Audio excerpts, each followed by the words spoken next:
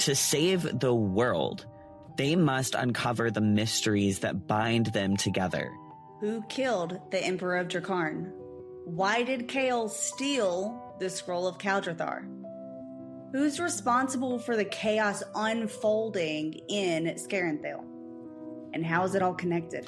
2 separate groups of companions intend to find the answers. The first sets out to find the Emperor's murderer and comes face to face with a monster of untold horrors, though someone else seems to be pulling the strings. The second infiltrates the Imperium and orchestrates a prison break of the one person who can tell them the truth behind the scroll. They're one step closer to finding the answers they seek, and the path ahead is more dangerous with every step they take.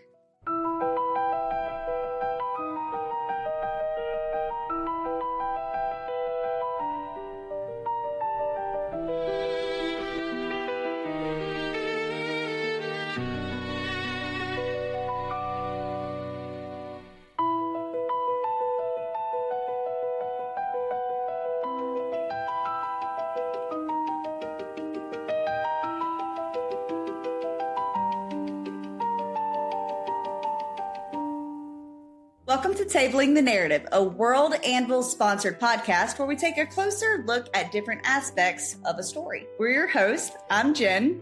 And I'm Sage. And in this episode, we are focusing on the most recent sessions of our Daggerheart actual play series, Oathfyre. So first, we're going to start out by asking our GM Ghost some questions, and then we'll dive into a couple of key scenes. We'll also see some moments after the sessions with the cast, and then I get to roll some dice.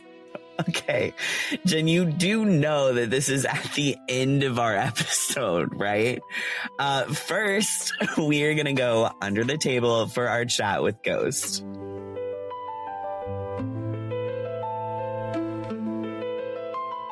Ghost, welcome back to Tabling the Narrative. I am going to let Jen start you off with some of the questions and comments from the cast. Yes, as always, there are some comments, because you're amazing. I mentioned they're going to get harsher and harsher as these sessions go on. I can't wait till one of us dies next episode. No. You haven't watched what I said. You will later. You'll see it. Anyways, so Aaron said, no questions. Excellent GMing as always. Fargrim wanted to know how often you do your ribbit voices. You practice. I've done plenty of Kermit the Frog voice as a dad and as a person who likes Kermit the Frog. I haven't dusted them off until most recently in Daggerheart introducing ribbits and Fargrim bringing ribbits into the story. So yep. Not as much as I should. The third question I have from a player is from Zira. And it's kind of like a multi-part question, right? So the God of Splendor, what does it mean that the God of Splendor is shattered? I thought that it was just the symbol that was broken, but is it actually the God itself?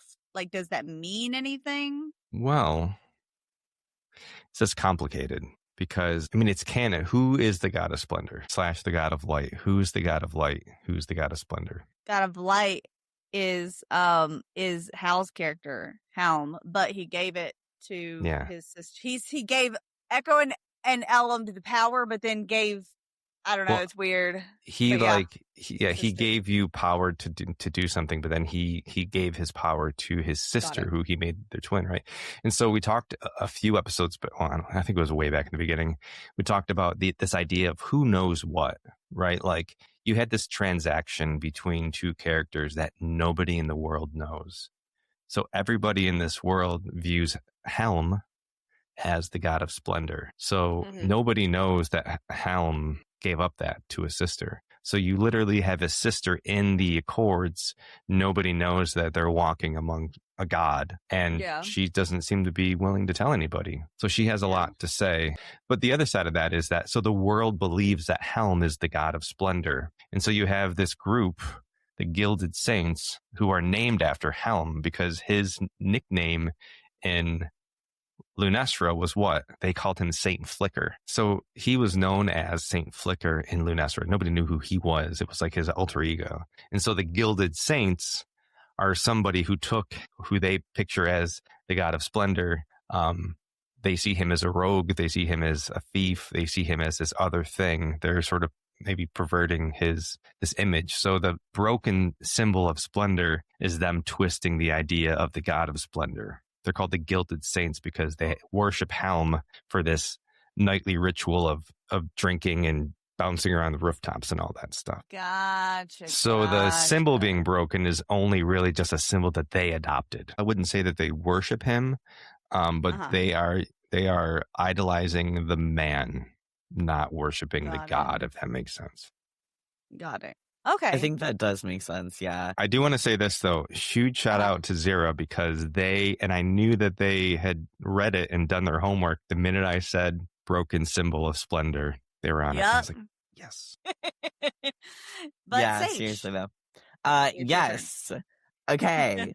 So I have a couple questions that, to be honest, are mostly mine. So first of all, I desperately need this, okay? Okay. Can you explain? Because I got some of it, but obviously this was like, the audio was weird. It was like, I couldn't catch everything. So can you explain the lore behind the mushroom that Trill gives to Halim? I need to think about what I said. Trill didn't give it to Halim. Halim is aware of it. I really wanted Trill to have the mushroom. I knew canonically that Trill didn't have the mushroom. So what I did was say, after the shattering, the only immediate message that they could get to Trill was through Elend sending Trill that mushroom. So wherever Trill was in that moment, she saw that mushroom sprout. And in that instance, she knew that both Echo and Elend were okay. I actually love this so much. This hits my heart because that's such a cool connection, because in the Shattered God, Trill is kind of in this shattered statuesque kind of form, right? And there's this moment where Echo is kind of there, like processing this kind of almost loss of Trill, and Elend takes this mushroom from their cart, and this is a mushroom that Echo had given to Elend that Elend kept in their cart, and he put it on Trill's statue. And in the end, the mushroom, I think, came back to Elend, but I love that connection because it was between Echo, Elend, and Trill. So I think that's really, really cool. I know that Echo gave it back to Elend in the garden in front of Trill, and Trill was aware of the mushroom. And so then having that like kind of golden color, not to mention like they needed a relic that they could bring. So that was their relic. So this also brings me to another question that involves one of our other new gods post-shattering. Can you explain a little bit about the Scarecrow appearing in dreams? First of all, for anyone who doesn't know who Dar is, and also just like, what are your thoughts about like including that in the dreams and the things that are going on in Oathfyre? Yeah, well, we talked about it a little after the session as well. But, you know, Dar's thing throughout all of the Shattered God was fear. I like this idea of him being a scarecrow. He had this like big scythe, like he had like a real like the vibes of like fear going. But like that wasn't his personality. And people kept having these like really dark dreams and stuff. I was prompting you all to tell me what your dream was about. And it was always something about fear or loss or things that they were feeling a certain way about, you know. And at the end of each one, I would say, you know, you see the shape of this scarecrow. And then I would prompt Tuleron, Dar, Sean to say something. And it was always so positive. It was always like, be yourself, or, you know, something along that lines. Flash forward to here, and we have this opportunity arise where Halim is making mushroom tea, and everyone starts sort of having these mushroom-induced vivid dreams. And then we asked for a volunteer. Fargrim volunteered, and his dream was kind of like fearful. It was like gave the right vibe. And just in that moment, I was like, well, we're going to do it. Because these gods, even though like Dar's status is sort of in question when we start talking about what is a living god versus what is just a god. There's a certain level of immortality to consider. What are those gods doing? They're not just sitting around, right? They're still engaging in the world, engaging in those roles that they've been assigned to.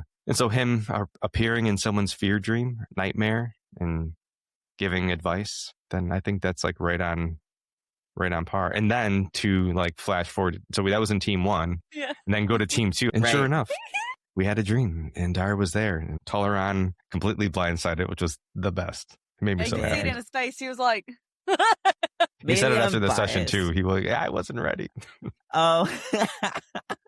And like, we had an amazing group to play with. Ghost, you did an awesome job GMing. The story was phenomenal. The ending was awesome to me, and and made this huge impact on Arendor as a world. So to see that come into play in these very real kind of ways, and especially to see these like direct references to Echo and Elend and Dar, makes me really happy. It fulfills my heart. I have another question for you. I hope so, because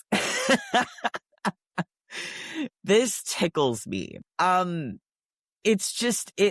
It's so funny to me in a quirky kind of way. I really want to know, how did you determine that you were going to play Issa Thistlehorn? Like, what went in your head? I need to know. I don't know. I keep forgetting what accent I gave her every time she comes up. She strikes me as like warrior nun, I guess is the vibe. Like old warrior nun training future warrior nuns. So she's very like strict, but like she knows that the mission comes first, you know? And she's very knowledgeable, but she's at a certain station where she should have more than what she has. You know, it's weird to me. I don't know if anyone else has thought of this. Like, she's this like really knowledgeable, older Idalinare monk who was sitting in a temple by herself. You know what I mean? Like, yeah. So there must be a reason, right? Or it could have been whoever's pulling all the strings up at the temple wanting to make sure that there weren't enough Idalinare here. I mean, you're not wrong. Conspiracies. I mean, considering that we know that we suspect an Idalinare to be responsible for the summoning of the Vornicraith, I find that kind of interesting, actually, that you bring that up, Jen. But I was curious about that because I loved her like disappointment in Mist's actions, or like her getting Halim's tea first, because it's like one of those things I wouldn't exactly expect from her, but she's like kind of silently excited to have this tea. It's just, I don't know. I just love that. I think she was excited that somebody was making tea for her. It's not just her sitting quietly in her library drinking the tea that she made. But she's also like getting down to brass tacks because she understands that. I know I made the comment in that one episode of like, you haven't told them yet, have you? She knows that you did. So that's why I think she's like kind of like, all right, well, you know, so let's do this. But she recognizes that your group recognizes what this thing is and what needs to happen. And I didn't go into too much detail. I'm just saying she went into way more detail than I did. I don't know. We'll see. We'll see what happens. We'll see if anyone makes it. It won't even matter if you guys don't make it. And we all alive, gonna die anyway. Wow. Thanks. This is a great vote of confidence. Beetle lives. Like the beetle lives. Juice is gonna live, yeah. Juice will take our legacy on. Yeah, so speaking of the Vornicraith, my final question for you is a little bit pointed. My question is once again about the eggs that actually already hatched. Can you tell us about like the turn it took? Because Halim, coming into this Vornicraith's kind of cavern lair, said that these eggs had already hatched when technically they were not supposed to have hatched yet, and it would have been a million times easier, I assume, for us to destroy some eggs rather than these literal like worm creatures. So what did this change in your mind? Well, yeah. So that that combat, the original plan was that you would come into that space and see, you know, like the mother Vornicraith looking over her eggs, and like the captured people that you were going to have an opportunity to save them. Sorry. So now, so story-wise, it brings something interesting. She told you it should take like a day or two for those eggs to hatch. So why did it happen faster? Maybe something else is at play. No, more. No. Okay. So basically, how you killed the innocent people, and you also potentially killed us. I think, Ghost, that is all of the questions that we have for you today. A lot of them were just fun ones. I had some curiosities. We had like one serious one in there. So thank you again, as always, for joining us for Under the Table. Well, thank you for having me. Always a pleasure. So a couple of our questions for Ghost today were really focused on the lore of Arendor and how that impacts the story of Oathfyre. Yeah, so we talked about the God of Splendor, what's behind that scene with the mushroom that references Echo and Elend, and Dar appearing in our characters' dreams. Things like this can be hard to track unless you can go back easily and reference all the little lore details. WorldAnvil.com is an all-in-one world building system that makes this a lot easier. Which, by the way, this does remind me, this episode of Tabling the Narrative is sponsored by World Anvil. Using World Anvil, you can record details about your world, like gods and religion, historical events, or things like where divine mushroom came from. No, so it's not just lore that you can keep track of either. You can also document in-depth character details and map out your story timelines. You can even create interactive maps. If you're looking for a single system to help coordinate complex information about your world, go to worldanvil.com. So right now, if you use the code GHOSTLIGHT, you can get any yearly membership for 51% off. We also added a link in the description for you. Now, world building also plays a huge part in crafting everything from whole campaigns to stories to little scenes like the ones we're talking about next in our scene study.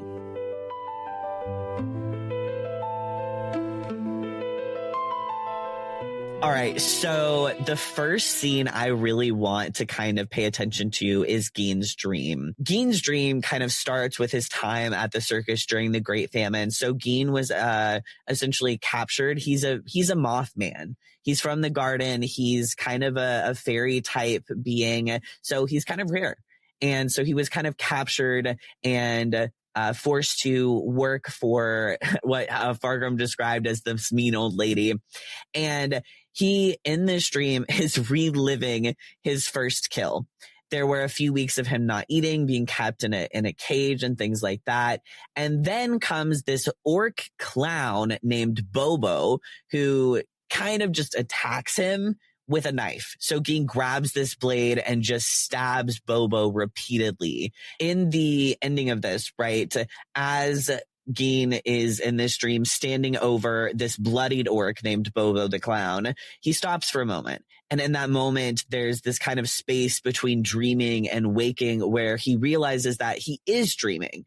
And he looks up and sees this figure staring at him, this scarecrow with golden glowing eyes. So there's two things that I personally really like about this. First, it gives a great kind of insight, obviously only to us as players and not our characters, but it gives a great insight to Gein's history. And there's also this note, this kind of reference back to Dar, which I loved. But the choice that, like, for the word that Dar said in that moment, I do like the fact that he chose the word forgive to say in that moment, because he probably has had dreams similar to this in the past.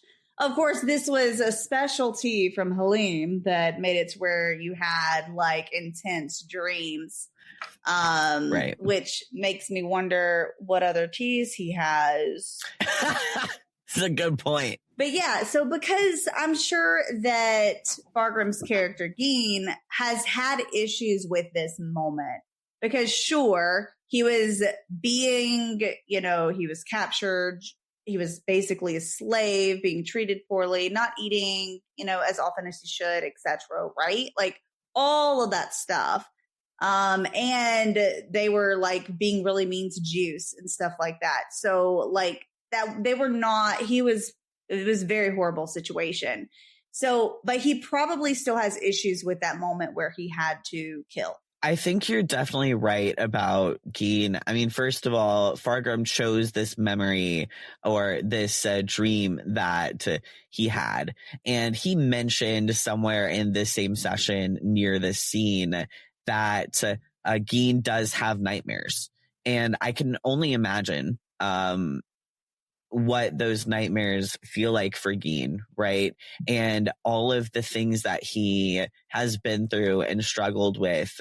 I kind of like that word forgive, just for like focusing on forgiving himself.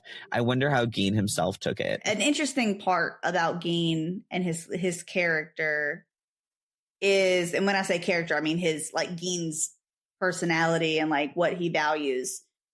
I had asked him in a previous episode of Tabling the Narrative. If you missed it, you can go check it out. I had asked him what he was trying to like make deals with people whenever he first entered that room, the very first episode.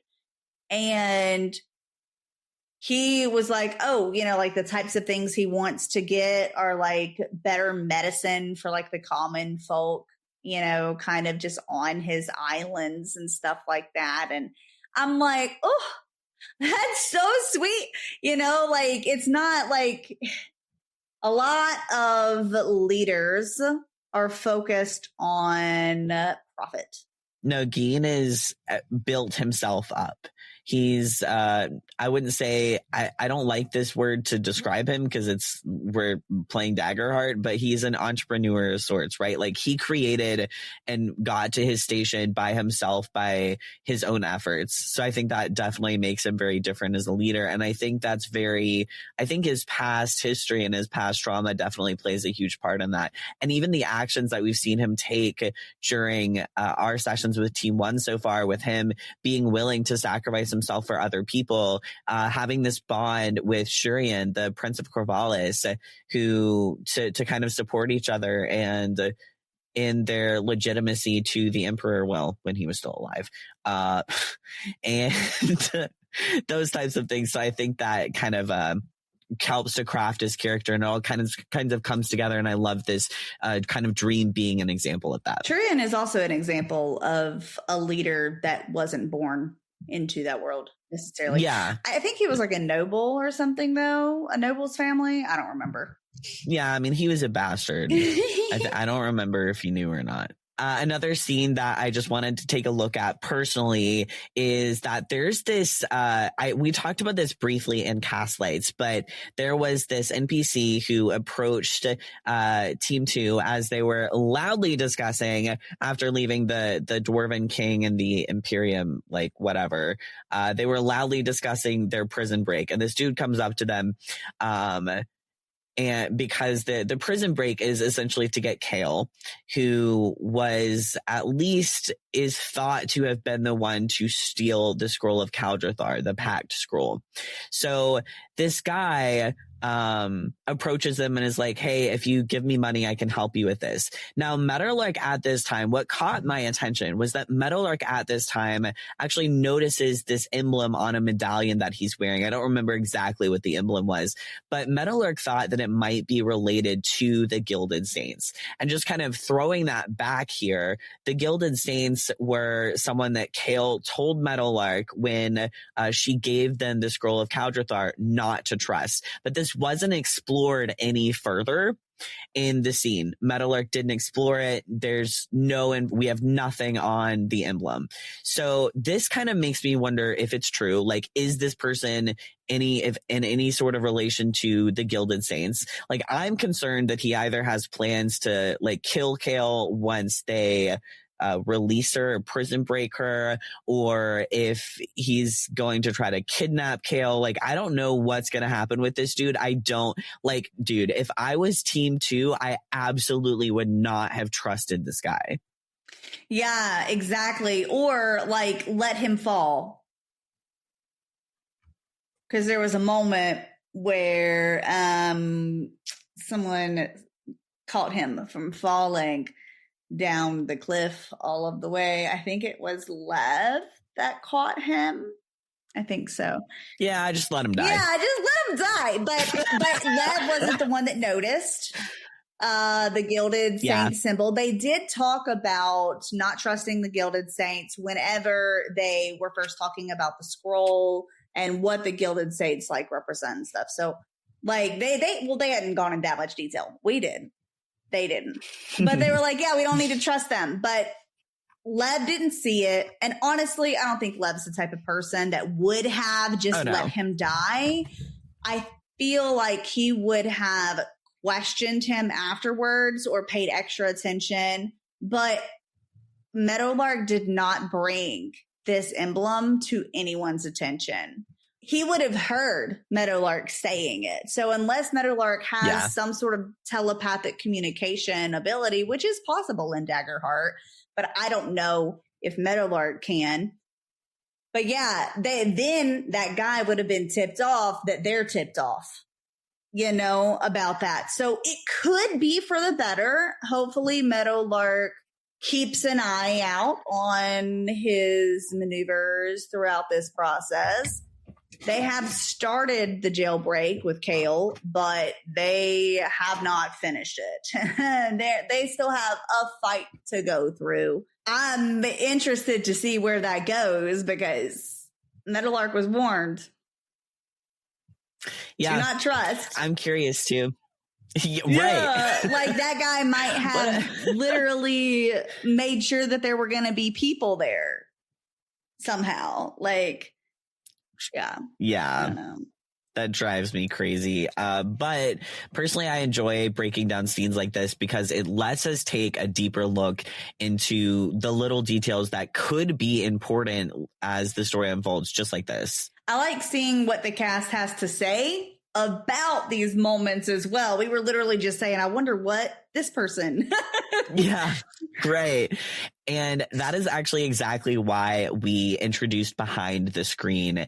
It gives a glimpse of what goes on in the background of our Oathfyre sessions, like during our breaks or at the end of sessions as well. It also really shows us the minds behind our characters. That leads us right into Behind the Screen, where you get to see our cast interactions during our live stream sessions of Oathfyre.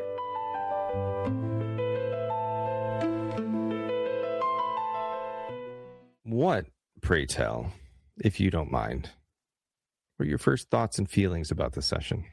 I thought I like sessions where there's kind of a variety of things. I mean, like the great thing about this session is it had the kind of the three classic pillars of play. We started off with social, we moved to exploration, and then, well, I mean, we're going to lead into combat next. But there was a lot of kind of good tension. When you have a story, you always have to have reaction scenes, right? So something big happens and then there's a reaction to it. A lot of times in storytelling, someone will feel like they have to keep going all the time, and to just have a sit down and drink some tea together and kind of think about and reflect what's going on is really important.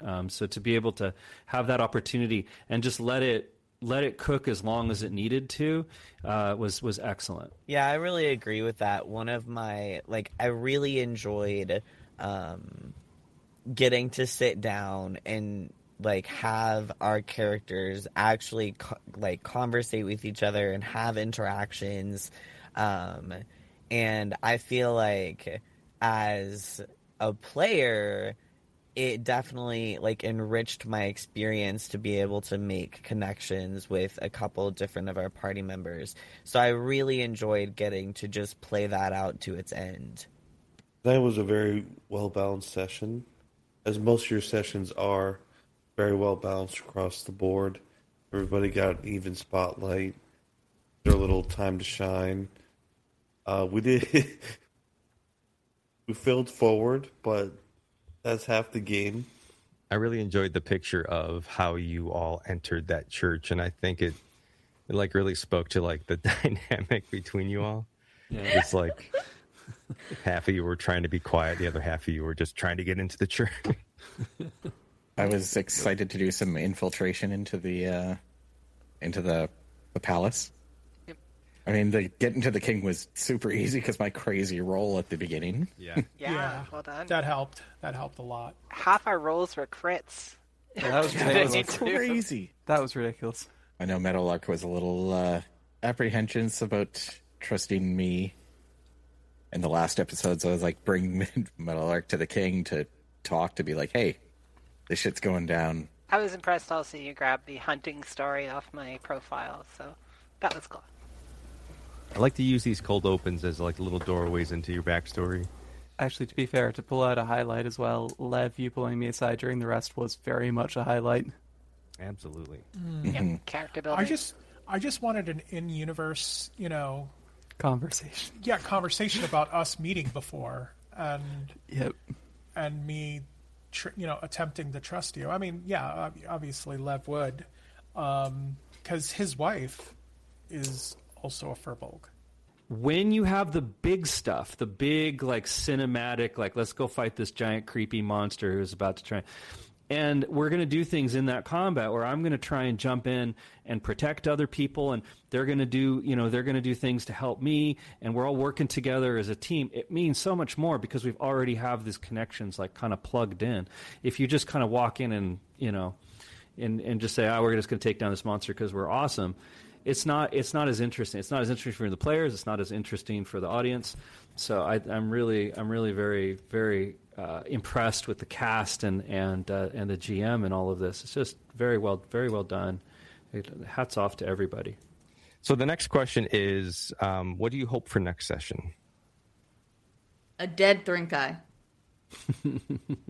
Here's the complication. And no is dead that people. I wasn't planning on having those eggs hatch until an undetermined time, but now that's just an added complication that I love so much. Yeah, but they're just little larvas. They're little guys. Yeah, but That eat people. For now. they just we're yes, they do eat people. I imagine it being as like. I know little you pests. won't like this, but how about we just burn it all down? That we get the fuck out of here. Yeah, survival Yeah, would be nice. I honestly wouldn't mind the fight, but Yeah. yeah, I mean, most on the I bench. just kind of, I kind of made this character to fight, but I understand we probably need to GTFO. We can do some damage Daggerheart. before we I get us out of there, or try to get us out of there. And I mean- probably the sooner the better, but If Ghost wants to stimmy us, all the Ghost really needs to do is say that cage is actually bolted to the ground. Well, it's going to be for the roll to decide. Well, now we just need to get I to bet you. you come Mo on. can open it. Mo's strong enough. Look, I already will told you always I'm gonna chase roll the for it. story, and the GM having more fear makes the story more fun. And I may or may not have a insanely powerful magical object in my backpack. You may or may not. You may or may not. I know where I'm putting my money. Oh, something's in there. Yeah, thank God you had that money, because then I looked at my gold and I'm like, oh, shit. Yeah, I was listening to a bag and a half and going, The only thing is like that we don't know, like the players, characters, we don't know you had that dream. We still have Right. no idea you escaped a circus with a killer orc clown. So now I'm thinking like, is Dar in every dream that everyone has when we're playing this? Is that just Yes. he just always no matter? The last question for you all from Jen and Sage is any updates to theories? But my hunch, my gut feeling that it's an inside job from the mages or some secret organization that's not a cult. Not a cult. We don't know enough about the Emperor actually to know why someone would actually want to kill them, or are they just? Is it actually just about breaking up the peace? For me, the only thing that's confirmed from a theory is that the Thrinkai was being used. Now, at first, I thought that the Thrinkai itself was an intelligent creature that was like talking to the dude, but now obviously not. So, but that just led to the new theory of like someone controlling it. Well, it sounds like Kale is being blamed for everything. Also, the introduction of it's Aiden, and you said how he smelled. It could be like poisons and stuff. So, do we know how the Emperor died? sonic damage. He was basically exsanguinated on a ceiling by having massive vibrational force pass through his cavity, from what it sounds like. We don't know how, but above the level in the theories. I will add that I am keeping a very weather eye on Adrian with respect to the holy items as well. Just because the specific warning of don't trust the shiny hermits. Yeah, though in the same way, would they have given that item back? You know, that basically just admitted, I took this from you, I shouldn't have. So to me, that's almost a positive character builder for Aiden, but of course, we don't know. We can lock him in one of the cages and I mean, I was thinking that. Horribly enough, I was thinking that. If they pull something, maybe. But, or yeah, when I teleport out, I can choose who I bring. Best to bring him with us. Well, yeah, in all fairness, they haven't screwed us over. Yeah. So More also it means that we don't leave behind someone who knows an awful lot about us. Very true. Yeah, that would give every single one of us away, unless we killed them. Getting them out safe. Oh, or they double cross us after we get them out safely. But, you guys have a lot to think about in the next 2 weeks. Yep, we certainly do. Yep. All right. Do you have any other questions? Any closing theories or new theories? I don't have any idea who killed the Emperor, honestly. Given the information we have right now. There's an interesting number of question marks about the fact it was a Threnkai. Or at least a Threnkai was involved in that, because that is a bloody weird variable to include in any theories, because if it's organized, how the hell do you get a Threnkai to do the right thing at the right time? That seems like it's not going to go too well in general. I'm expecting, though, since that cold open was about me, that I'm going to get outed soon. So, you guys probably don't know her whole backstory, but there's news about Reyna eventually at some point. So that has me a little wondering if that's going to come up. But bye-bye. Cheers, everyone. Aviento, folks. All right. All right, everybody. Thank you. Good night, everybody. Good night. Good night. See you next Take time. care. See ya. See ya, bye. Okay, Jen, I know you love all of these interactions with the cast. Yep, I sure do. But Roll the Dice is also one of my favorites.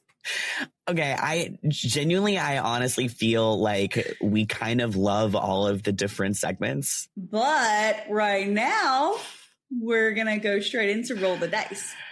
Which, by the way, if you didn't know, this is where Jen rolls the duality dice and kind of predicts what's going to happen in the next sessions for both of our teams in Oathfyre.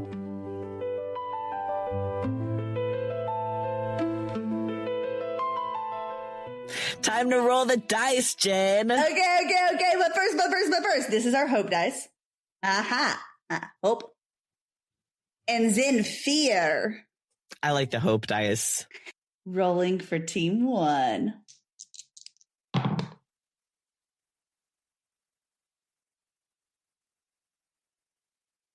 Oh no. I mean, it's with hope. It is okay. It's 8 with hope. With our battle with the Threnkai. So if someone dies, it's gonna be preventing someone else from dying. Man, that sounds like me. Or it could be it's gonna be either that, or it's gonna be like a blaze of glory situation where they take out all of the larvae. Yeah, I hate to tell you this, Jen, but the only way I can die as a ghost is in a blaze of glory.